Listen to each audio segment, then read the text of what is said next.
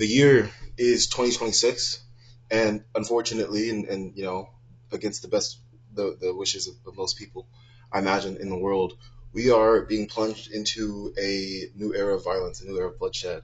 Um, War is seemingly constant, and I think this is a very important moment for people to reflect on what war is, what war means. And so I'm going to make a series about war. This is just the intro video, the video zero, if you will. But I think there are a number, when it comes to wars waged by America and by Western nations in particular, I think there's lots of different buttons that they press, lots of different sorts of propaganda that they utilize to obscure the true nature of why certain countries are attacked and certain countries aren't, and why certain countries are defended and certain countries aren't, and things like that.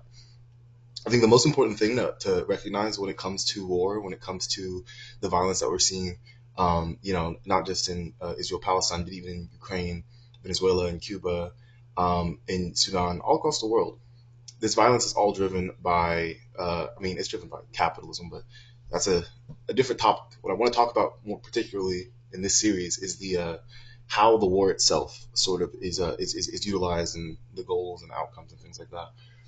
Um, I think I'm going to start with Ukraine. I think they offer lots of insight into things that we need to be conscious of. But overall, I think what needs to be understood about war is that war is destructive.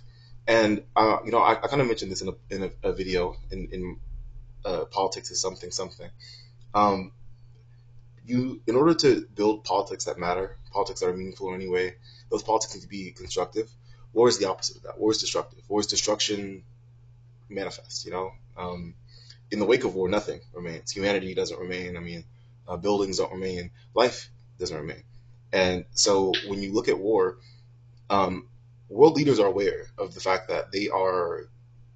I kind of want to say gambling, but it's not as much of a gamble as it is it's a conviction that this sacrifice of life will yield benefits that I deem worthy of the sacrifice. And I think that is, ultimately the question that we need to be asking when it comes to wars.